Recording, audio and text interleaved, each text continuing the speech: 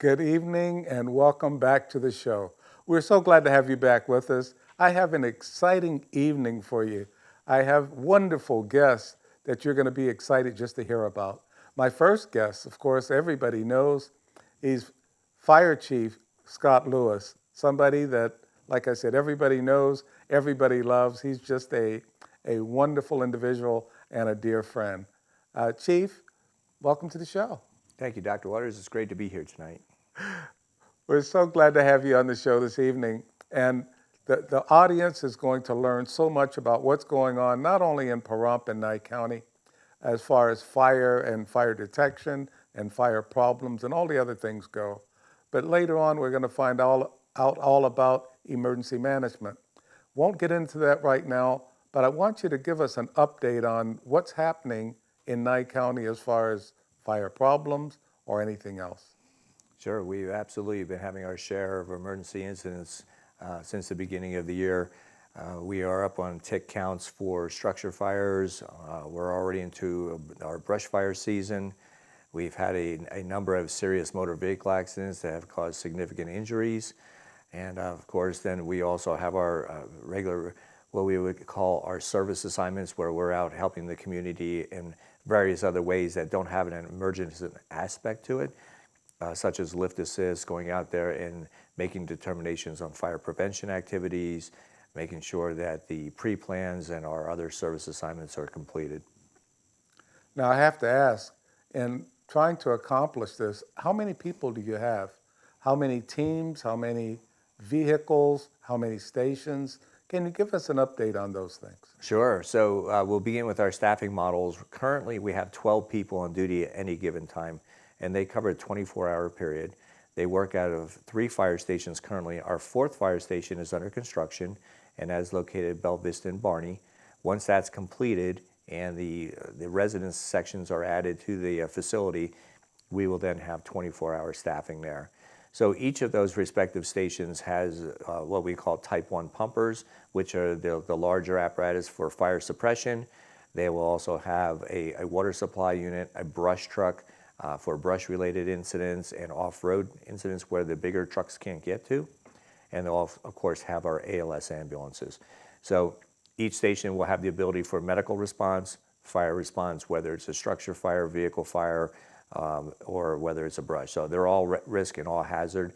And once we actually have those completed, then we'll have 4 man stations covering the north, the central, the south, and of course the west. And so that'll give us a great ability. Those stations are strategically placed as well, that they can offer mutual aid, whether it be out on the Highway 95 corridor, the towns of Crystal, into Amargosa, and even conceivably Beatty. On the south side, we're positioned to respond to incidents that occur on the 160 in Clark County from the small volunteer station at the top of the hill towards Pahrump. And we find most often that the incidents that occur out there are usually motor vehicle accidents, medical issues when people are driving back and forth. They may be having a heart attack or a respiratory. And then, of course, we have our vehicle fires and car accidents. So we find the majority of those people are actually Pahrump residents. And so it gives us a good ability to further help our citizens. And of course, to the west, we also cover into California and Southern Indio, Southern Indio Fire Protection District often calls us for our larger structure fires and our more serious motor vehicle accidents, and even medical calls where the highest level of care in the area with paramedic level. And so we regularly, routinely get called to assist our mutual aid neighbors. You know, and listening to that, I would almost guarantee that most of the people that are watching did not know you had such a wide coverage and a fantastic response time. What is your response time? Say that something happens in the south. And I'd also like you to tell us where the stations are located. I know that everybody knows the main fire station is on 160 near Basin. But where are the others located? Sure. So the main fire station is located on Highway 160, just north of Basin, across from the Home Depot. And now that particular station, we have a full complement of apparatus, and it has the majority of the personnel because that serves as the hub responding station. So no matter where the incident occurs within the valley, the secondary or the primary support comes from Station 1. That particular station has the larger apparatus. It has additional ALS ambulances. It has our heavy rescue truck, which is in essence our large toolbox for extricating people out of vehicles, buildings, high angle, below grade, confined space, any of those types of rescues. That particular piece of apparatus would be the primary response. Our hazmat also responds out of Station 1. And our most recent addition, which is our MERV, is a mobile emergency response van, also responds, and that's for long duration incidents or fatalities, things like that, that would need a command presence for an extended period of time in the elements. So that covers our central hub. The North Fire Station has an engine, a water supply tender, and an ALS medic unit, and that is located on the Harris Farm Road just off of 160. I mentioned a little earlier, our Station 4 is located at Bella Vista in Barney, and that is a full complement apparatus bay that'll have multiple engines, reserve ambulances, the primary ambulance, and we'll also have the secondary aerial truck, with the first being at Station 1. The South Station is down on Squaw Valley at Kellogg, and that covers the entire south end of the valley. That too is set to have a apparatus building constructed there that'll give us greater latitude on the type and size of the apparatus to afford us a greater opportunity to improve our service levels down in that area. We're having expansion models with construction and the flow of traffic on the 160, projects along the 160 corridor, which will include commercial. So we want to make sure that that facility is best prepared to respond to whatever the nature of the emergency is. So working closely with the county commissioners and the county manager, Tim Sutton, we've been able to acquire the necessary apparatus to allow us to achieve each of our objectives when it comes to the nature of the emergency. So we often see ourselves as the problem solvers, that if you call 911 and you have a fire-related emergency, we're not only going to have the number of people and the staffing and the education and the training, but they're going to arrive in the appropriate type of apparatus that is appropriately equipped for the nature of the assignment, and we'll be in the best position to help you. If it's a rescue or it's a medical, whatever it might be, we want to make sure we're best prepared for any scenario.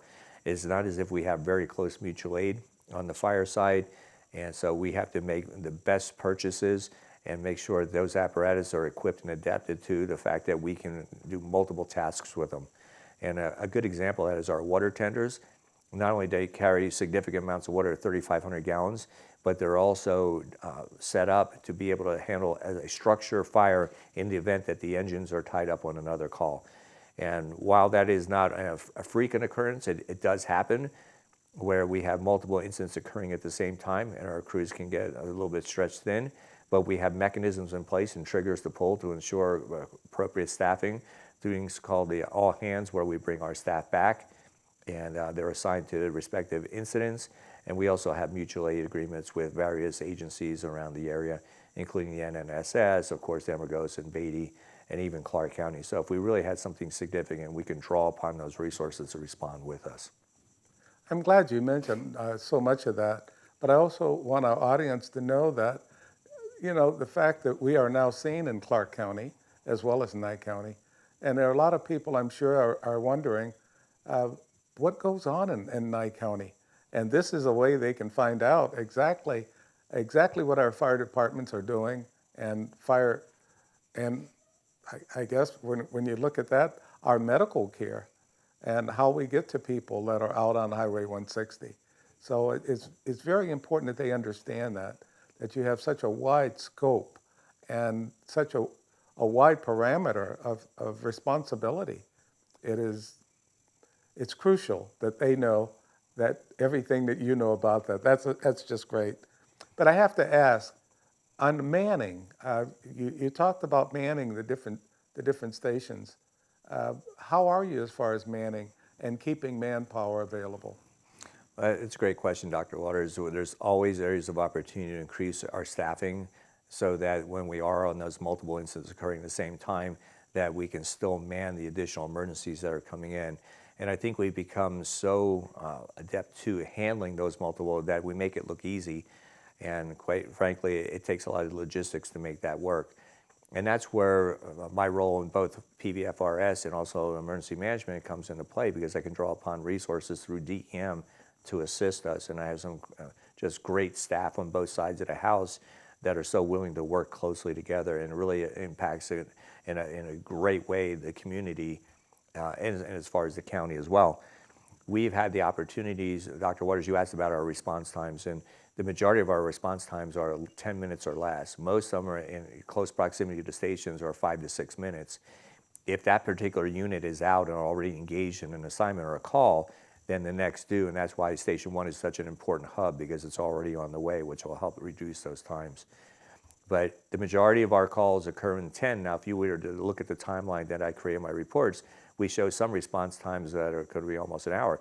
That's usually for mutual aid assignments. Like, for example, we recently had our medic crew called all the way out to Dumont Dunes in California for an accident that occurred out there where they needed additional resources. So those prolonged time periods are for those types of long distance responses. And we do have some long runs that occur within the not only the Pahrump specific, but also on the 95. And therefore, that's why all the resources are responding in one unified effort. So there's a lot of good things that happen with that. I will tell you that one of the biggest challenges we have in general terms on fires specifically is delayed notification. As soon as a hostile fire is discovered, or there's even a suspect hostile fire, call 911. If we get there and all the resources are needed, that's okay.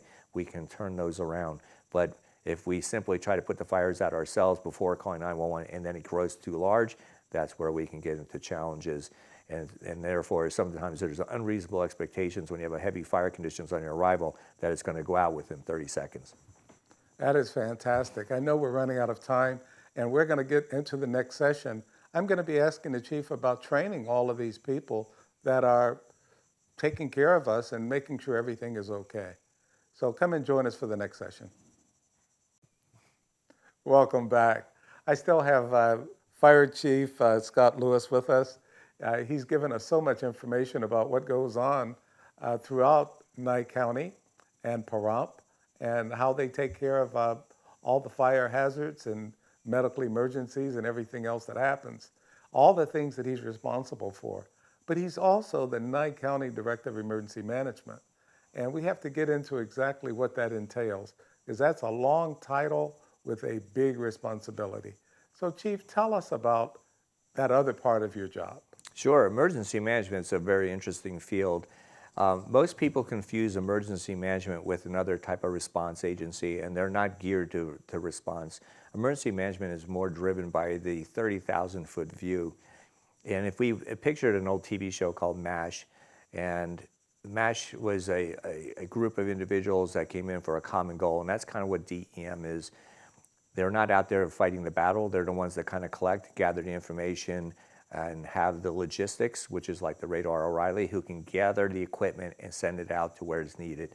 And that's what we do on a regular basis. And I have just a tremendous team. I have Patrick Lazenby, who is the administrative director, and I have Rod Fernandez, who is our logistics officer.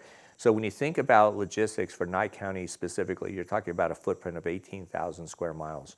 So what needs to happen in GABs from a fire and EMS apparatus standpoint, making sure they're up and running, making sure they're equipped appropriately, they have all the fuel, the tires are within date, all those different issues, and all the equipment stored on them, including the durable medicals, and all those different pieces and components have to regularly be gone through to make sure that everyone is equally prepared, everyone is equally trained, and everyone is equally qualified and prepared to respond to wherever the emergency occurs in Nye County. And as much as we're a rural flavor here, when you get into the true frontier areas in some parts of Nye County, that's where they can experience some longer response times. So it's important to realize that all those groups out there are volunteer groups, and they just do an extraordinary job, but they can become short-staffed sometimes, and that's where DEM comes in and will assist whatever we need to do. We have some of our staff is trained in those positions that they can backfill on a moment's notice, such as Mike Klein on our EMS coordinator side. So he goes out there and he will do the training for the EMS. Our other crews like Rod and Patrick can assist on fire training. Whatever needs to happen to support those groups within the county, that's what we do. But we are not first responders on the DEM side. That needs to be crystal clear, because we have response vehicles, but it goes in a support role, and our primary responsibility is to assist the town or the entity that needs the equipment or the different resources. That is so important to understand. And I guess for a long time, I didn't quite understand that myself. But I did know that you were looking at all of that. Now, the big question is, you talked about training several times. How do you keep all of these people trained? I'm talking about the fire rescue service as well as emergency management. You're training and training and training. How do you manage all of this training, and how do you keep these people trained? Sure, that's a great question. It's it could be a lengthy answer. I'm going to try and snapshot it for everyone. So let's just talk about prompt fire for a moment. There's internal and external training. There's continuing education units. There's requalifications and recertifications, and then there's the original qualifications and certifications that need to be done. So if we're going from a Fire 1 to Fire 2, we host those classes. Those that are interested in fire instructor, to become an instructor to help teach others, we host those particular courses in conjunction with the State Fire Marshal's Office. We also bring in a lot of other external resources into the department to help train, like MERT, M-E-R-T-T was recently down, and that's all radiological. And so all of our 3 platoons go in there and they will be trained on their respective platoon day, and they will be trained to the same level with the same criteria, and therefore that cross-trains everyone to be able to manage those particular tasks.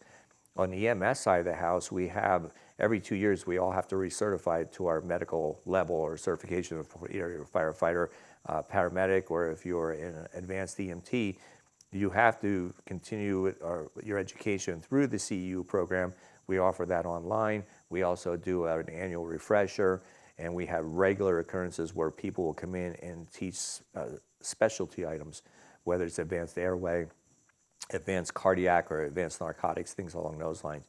But the bigger picture is not just making sure we get it done, but to memorialize it in our data so that we can go back and track where everyone is, who needs this particular class. There's so many different, like pediatric advanced life support, PALS, and all these different criteria. We need to make sure all of our folks have those credentials. So now we go outside the footprint of Pahrump, and we're dealing with Nye County. Well, the same thing holds true for all those EMS agencies that DEM is responsible for. So that's where someone like Mike Klein comes in, where he'll go to each of those respective departments and do the training. Every year we prepare an actual training agenda, a list that covers every month, every week, and covers everything that needs to happen during the course of that year, and we check off on that. A lot of things include OSHA. We all have OSHA requirements to make sure that we're operating safely and that we follow within the federal guidelines as far as how we're acting and how we're performing our jobs on the street. So there's a lot of components to it, and it takes a true group effort, but my captains are the drivers. So I create the training schedule, the criteria, the training requirement specifics, and then I send it out to them, and they're the ones that actually go out and do the work and make sure that everyone has that training, and then we memorialize it. So it's a Herculean effort, but it's something that needs to be done, and it is done on a regular basis. And unfortunately, when we get into some of the volunteer groups, we have to accommodate their schedules. So most of those will occur on Saturdays or weekends or in the evening hours. And we are also bolstering our instructors in those levels so that the individual departments can conduct the training under state approval. That is phenomenal, and I can just see how much work it takes just to put all this together. Now, you mentioned earlier about cross-training, and I think I understand cross-training, but there may be somebody out there that doesn't quite understand it. What is cross-training, and how is it beneficial, and how does it really help you? Sure. So cross-training is the ability for us to best serve our community by being trained in both fire and EMS, hazmat, technical rescue. So no matter what the emergency is, we don't have to call in a special team. Our teams will already be trained to the level to complete the task. So for example, if we respond to a report of a serious motor vehicle accident and there's entrapment, which means people are actually physically trapped in the vehicle and can't get out on their own, the crew will respond with a heavy rescue, the medical side, and potentially the fire side as well, because there may be a fire aspect to it, that the vehicle's smoking, or that there's a risk of a fire starting as a result of the collision. So when those resources get there, they will all be able to accomplish each other's task and cross over, that's the cross-training, to accommodate the common objective, which is to rescue the people and get them to the trauma or the hospital.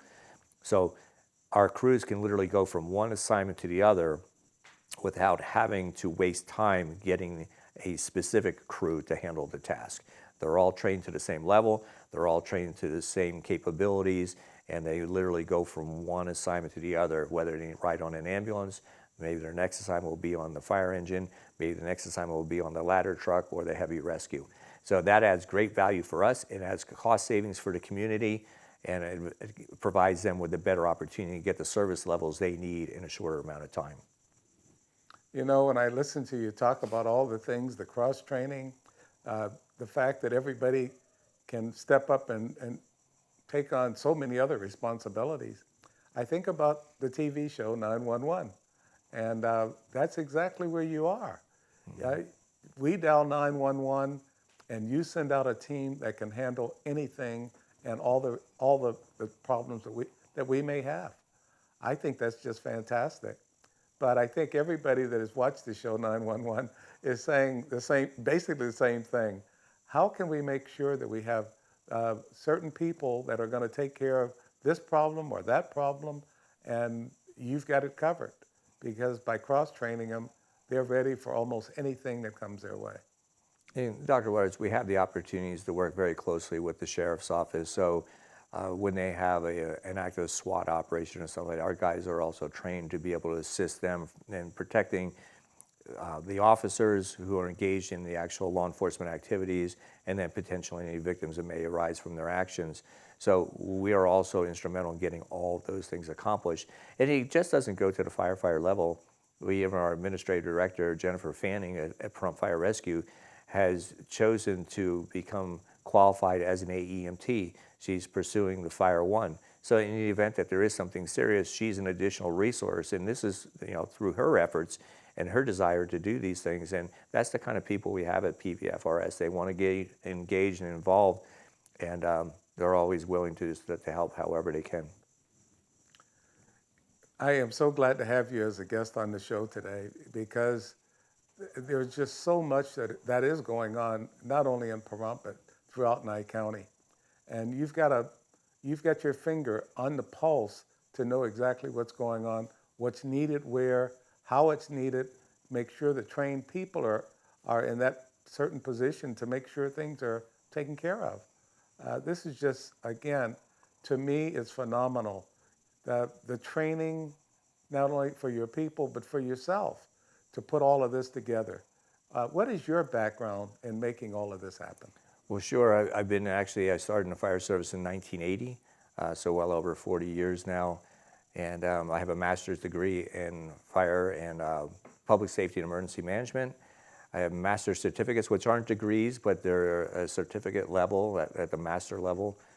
Just achieved another one through a leadership that Tim Sutton asked a number of us to go through, but also in fire and EMS and emergency management as those certificates. But I don't want to go through all my credentials, but I'm a fire officer 4, leadership 3. So I've gone through a master instructor. I've spent a lot. Training and education has meant everything to me, and I think it affords us credibility. We never want to get into a position where we don't have an idea how to handle a situation, even if it's knowing how to call someone else who might be even a greater expert than yourself. But I continue my training. It's very important. I love training with the guys. It's such a great opportunity to interact with them.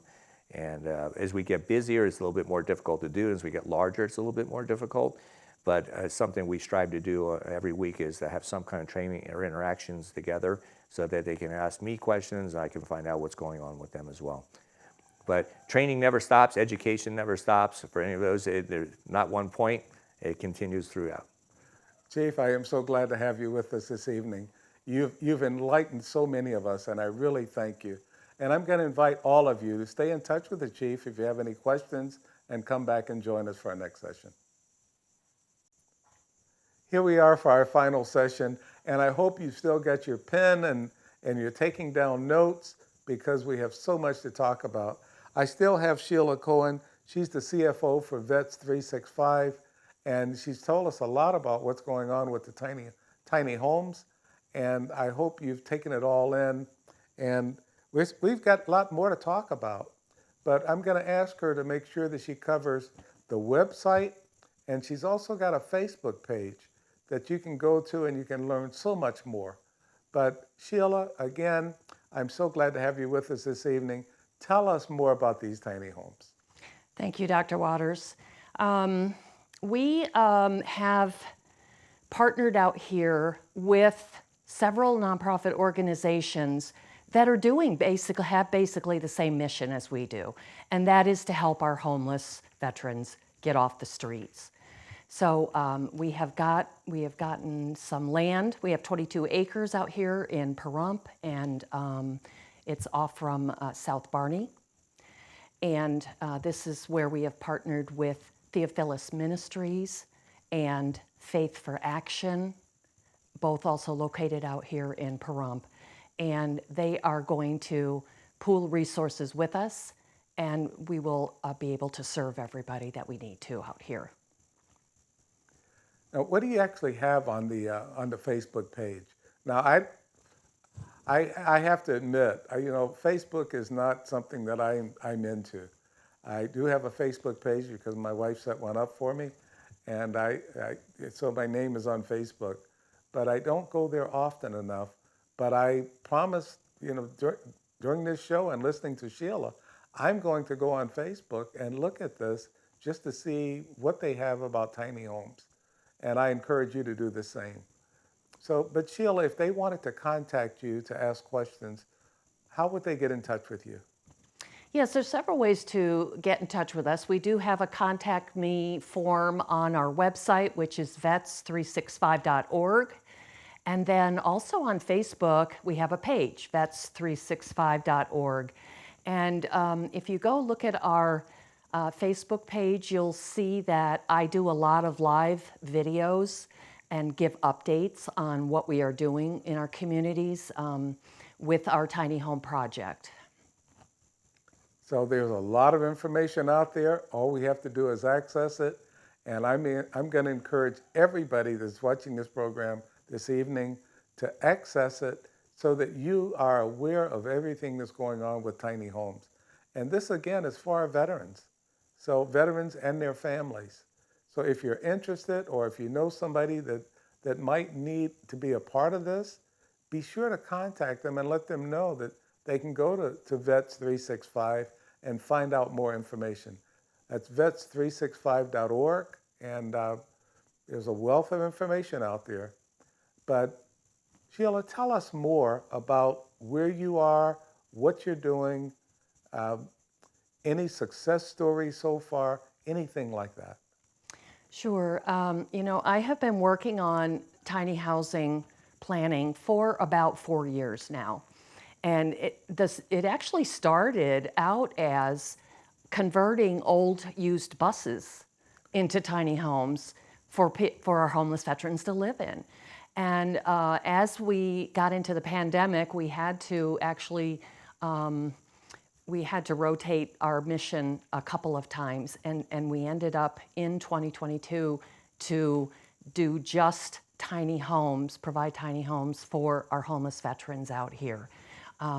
Success stories, getting Yellow Freight on board as our first sponsor. We are absolutely delighted to have them, and they are going to give us some more donations. We do get things from the federal surplus also, so we're going to go ahead and actually put furniture into those homes so it's completely ready to go. I have picked up a lot of good endorsements in 2022. I think this is our year, and we are going to go ahead and get ready to start building.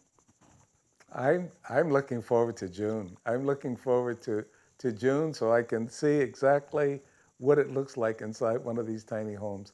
So I'll be glad when you mention the open house that you're gonna have, and I guess you can put that in the Pahrump Valley Times to advertise, or on the radio, or here on the TV station, and let us know exactly when it's going to be so that we can have more people out there for the ribbon cutting and whatever else you're going to have. But we're looking forward to this because again, as a veteran, I definitely support veterans, and we need the help of veterans. We don't want any veteran to be homeless.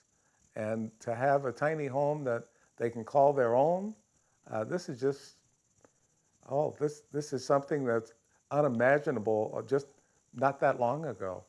And here Sheila is here bringing it to us to make sure that we have it available for all of our veterans. So Sheila, what else do you have for us on this? I just wanted to be very transparent and say I welcome any questions or comments that you guys have, and we would love to have you come and volunteer with our organization. That's the more volunteers we have, the quicker it's going to run, get up and running, and you know, it's something I've had a passion for a very long time. Being a realtor, I feel everybody deserves housing.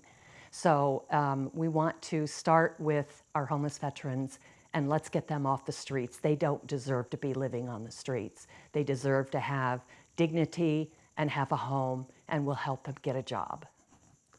Now, you said about volunteers. If you volunteer, what is it you want your volunteers to do? Well, we are looking for volunteer labor to construct our homes. So carpenters, welders, construction, things like that. But we will also need volunteers to help with our food pantry that we will have to get started with first. And then taking care of doctor's appointments. We are going to have a transportation vehicle. So we're going to need volunteers to help drive the vehicle and drive our clients around to their appointments and go to the grocery store. You know, whatever they need, we need volunteers for that. Oh, this sounds wonderful. It sounds like some of the things that we may already have that can work along with the tiny homes to make sure that it's successful. And that's what it's all about. I know we have VetTrans for veteran transportation. We have our regular bus service that also go out and take care of veterans. So if they need something, and Tiny Homes also has bus service, that would just add to what we're trying to accomplish for veterans. This program sounds like exactly what we need. So I'm going to encourage you to go to the website, go to the Facebook page, contact Sheila and say, how can I volunteer? What do you need me to do? How can I get my friends involved? But be sure to contact them and follow up. And Sheila, again, I am just so glad that you're on the program this evening. And I'd like more and more people to see this show to find out more and more about tiny homes. But there's more to it than just having a tiny home. A veteran now can say, I have a home instead of living on the street. So tell us more about this dream of yours, and that has become a dream of ours. Yes, you know, I realize there are a lot of issues with housing right now, affordable housing, and that's where we are going to make a difference, you know, by having affordable rent for the homes that we are going to build. It's the apartments are going up, rentals are going up, the price of a home is also going through the roof. And the housing problem is just getting worse and worse. Like I mentioned, our founder, Theophilus Torr, was also homeless at one point, and he understands the struggles that homeless veterans go through. And I really am passionate about this, and I really need support behind us because we are going to make this happen, not only here, but eventually we're going to move to other states and we're going to make it happen there too. Now, I do have to ask the question again. I know I brought it up earlier. In getting on the agenda to speak to the commissioners, do you have any date or month of when you might be on the agenda? I would like to get on their agenda as soon as we have our prototype built, because I want to invite them out to come out and see what our tiny homes are going to look like. And then if they see something viable that they can touch and to go through, then they will have a really good understanding of what we're trying to do here. Now, I know you said you're going through planning. Uh, will you need permission from the commissioners to build that prototype home? We are still working on that. We are at the early stages where we are getting all the permits and other things from the planning department first, and then we will follow whatever they tell us to do to be able to build the prototype. But it won't be livable yet, but it's going to be ready for when we do have all of our permits and all the approvals done. This is, again, truly exciting. And I know all the veterans in the community are going to be looking forward to this. They want to see the prototype. They want to make sure that our fellow veterans have something, our fellow veterans and their families have something they can call their own. And it's again, in Pahrump, it would be a growth and a spurt, a something that we can put a feather in our cap and say we have it in the town of Pahrump. And we'd like to thank Sheila and her organization for bringing this idea to us, and they're bringing the tiny home community to us. So we want to go out and support that.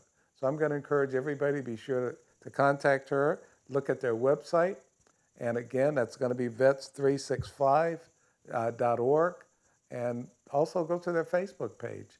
See what's going on. Contact them and volunteer or donate whatever you can when you can.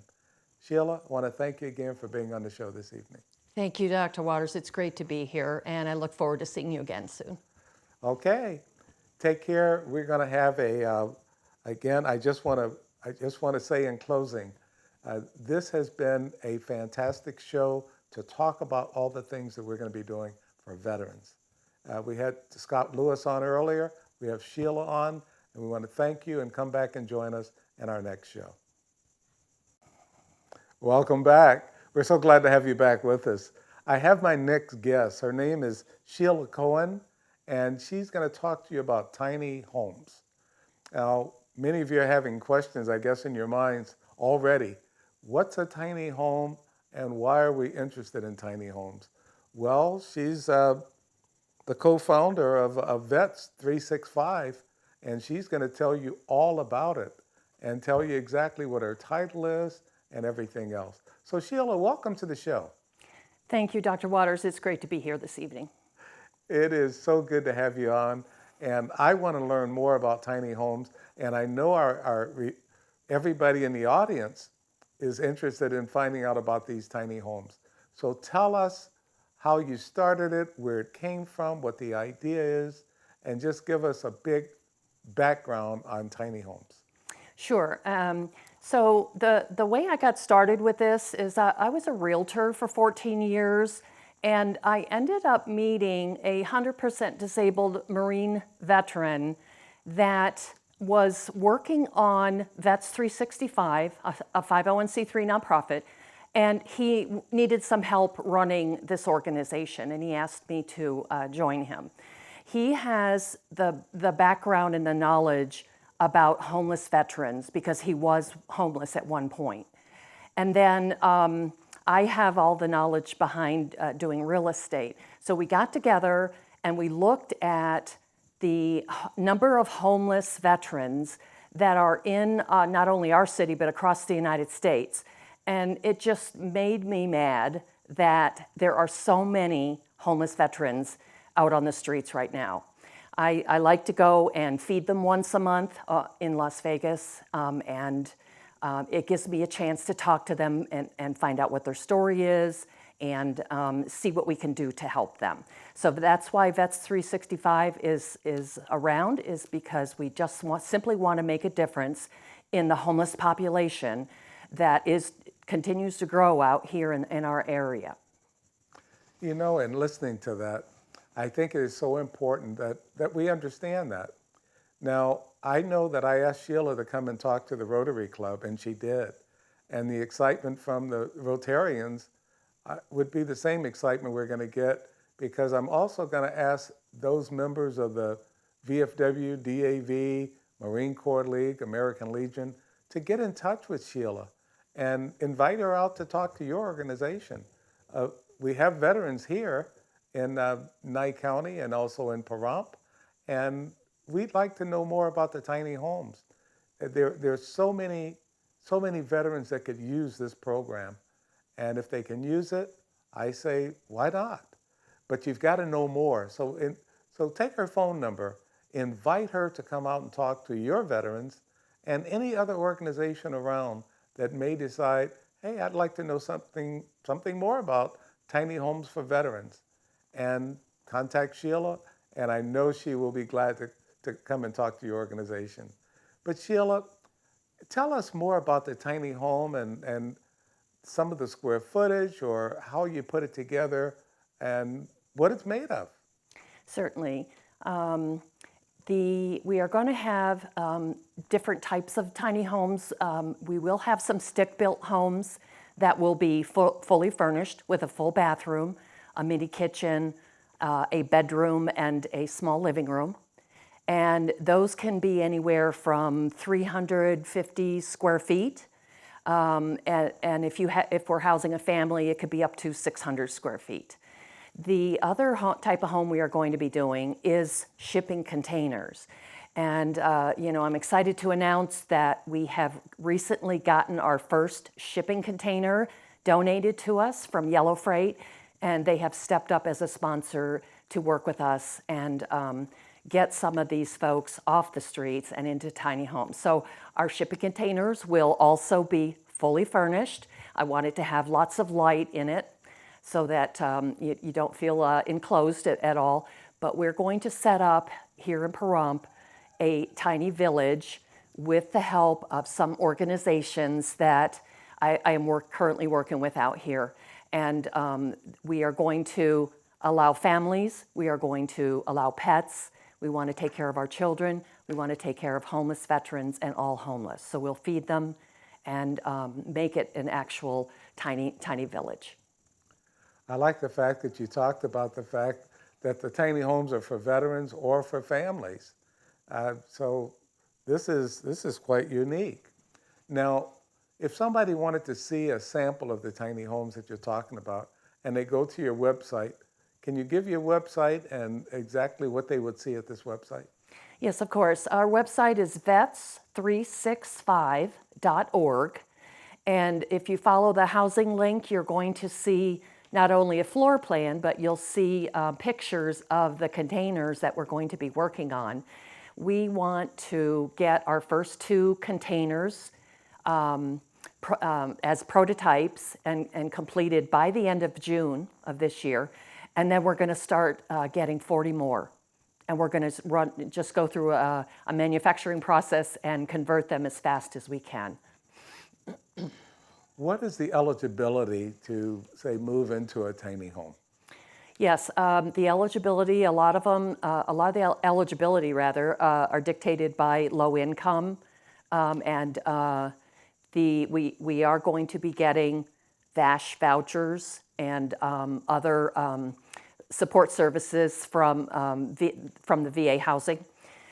So a lot of that will depend on their income. But one of the things that we want to do is we have a 3-tier acceptance program into our villages. And the first one basically is just, let's go out together and help everybody else.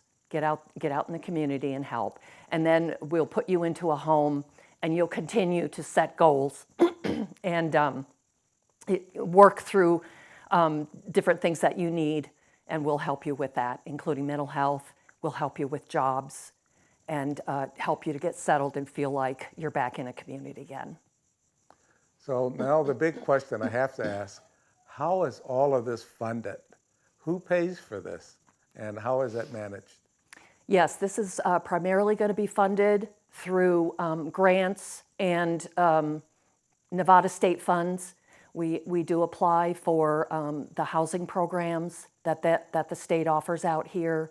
And I want to get in front of the commissioners in Nye County, and talk to them about these homes because we'd like to get some of the funds from them and ask for their support to help us keep this going.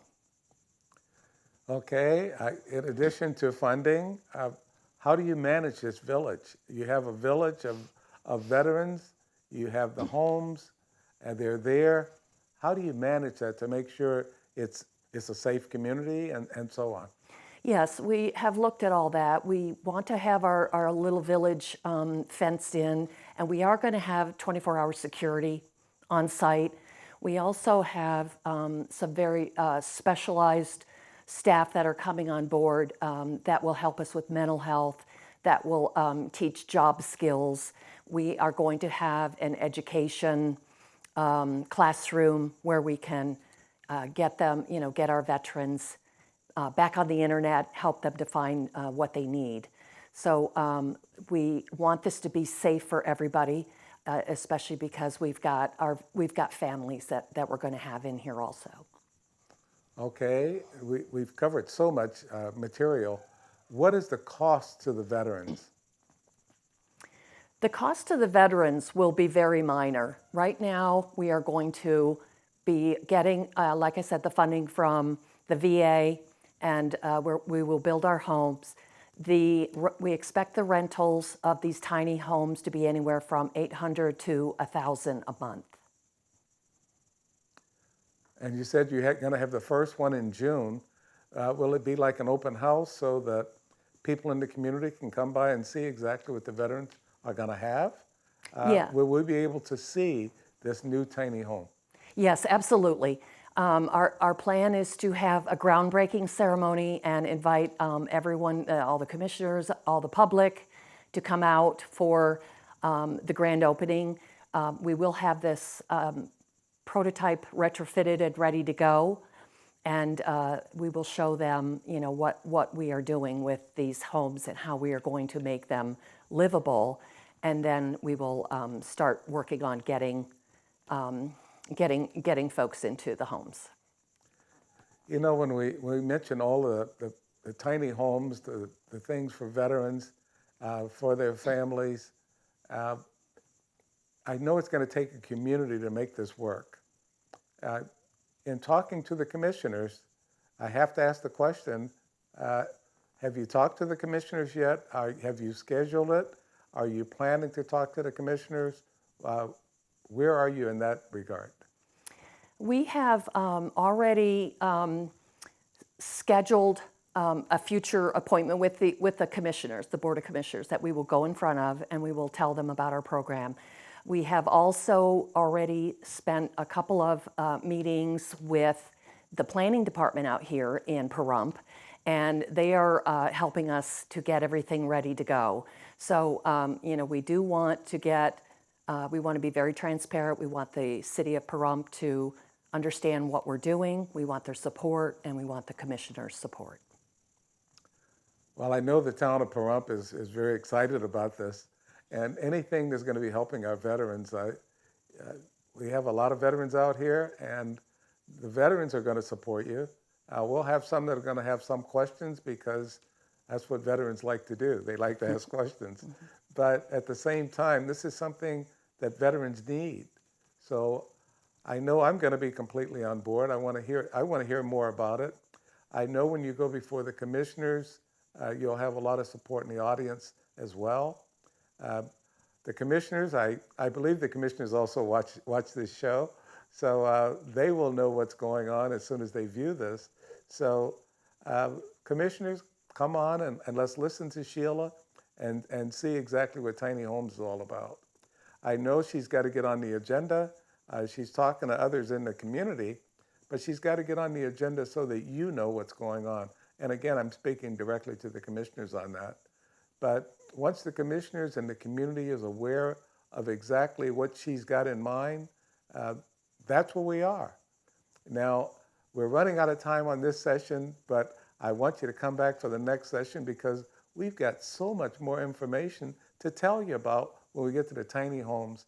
And Sheila's going to be here, and she's going to tell us much more about what's happening and how we can make sure that we have these tiny homes for veterans. Come back and join us.